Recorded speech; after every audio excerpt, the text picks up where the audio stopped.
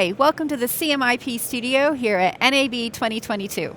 I'm Claire Plaisted, and today I'm joined by Joe Fabiano, CMO at Coherent Logix. Hi, welcome. Hello, Claire, thank you. So, first of all, can you tell me a little bit about Coherent Logix?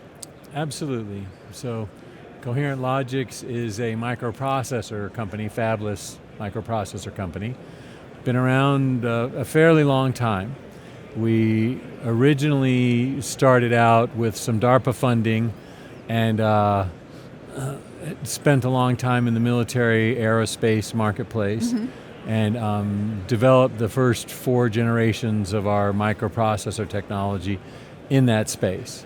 We are now moving into the commercial markets, and one thing that's interesting about Coherent Logix is that we wrote some of the core technology for ATSC3 or Next Gen TV. Oh, wow. So we were brought in by Sinclair and then also worked with ATSC very heavily and created the original proof of concept devices and did some of the big kind of public proof of concepts with, you know, those partners for what has now become ATSC3. So that's something that not many people know about us. Yeah, that's really interesting.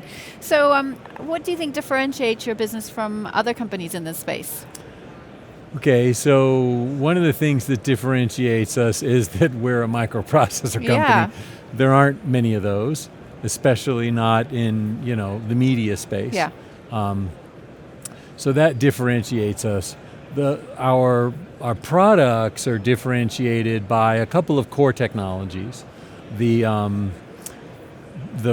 primary, probably most important, is our HyperX, you know, software development environment, which is a set of real-time simulator tools that allow you to develop and see, you know, very kind of advanced microprocessor coding algorithms. Our chip is software defined, so the tools are very necessary, but enable, you know, less skilled developers to put together deeper technology than they would normally be able to without such a tool set.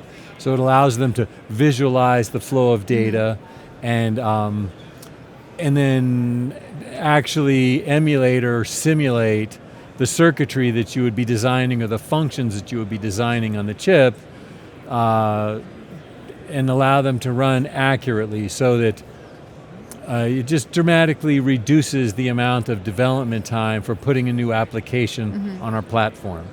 So if you were putting together a video encoder on an advanced FPGA, it might take you 12 months to 18 months to code that on an FPGA, Right. a similar device.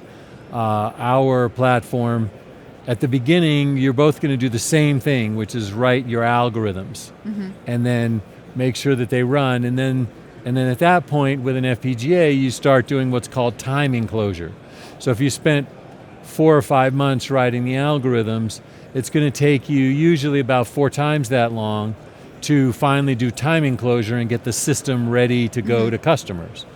Well, with our system, you don't have time enclosure. There's no such concept. So once you've written your algorithms in the same 4 or 5 months, you're done with our system. So it dramatically reduces the time. So that's probably our biggest differentiator. Okay. The next one is just the HyperX fabric itself. So our chips are neuromorphic processors, so they model the functionality of the human brain. Okay. And so you can, in the software, completely change the functionality of the chip based on what you need. So the same chip can be, you know, running a Wi-Fi 6 modem or a VVC encoder.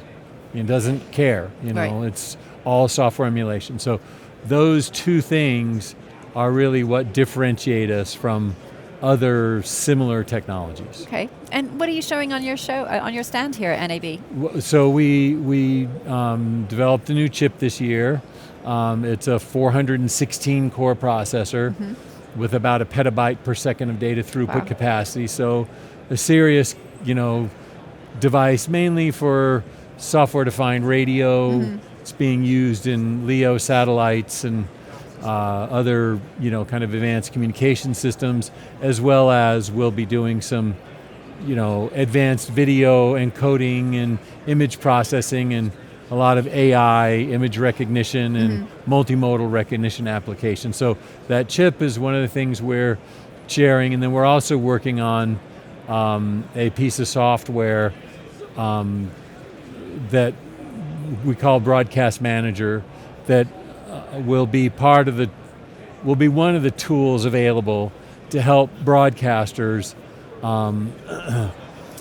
insert the data required to do data casting and other services besides video display. Right. So it'll be a little bit of the infrastructure that helps enable other revenue streams for broadcasters and networks, people using ATSC3.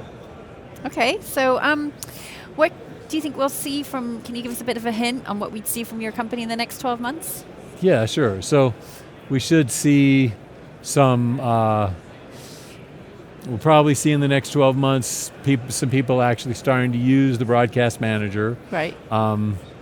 That we'll probably also see a couple of proof of concept type applications for the new processor in video processing, video encoding, and there'll be we'll be working on some things for advanced data switching associated with the data services for ATSC3 and 5G, interoperability. You'll see some of that.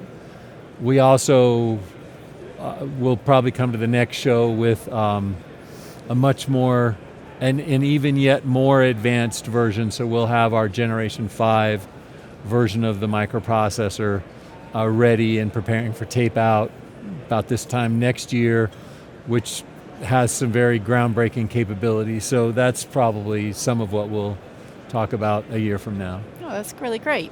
Well, thank you so much for coming into the studio and speaking to me about it. Thank you for taking the time. Great.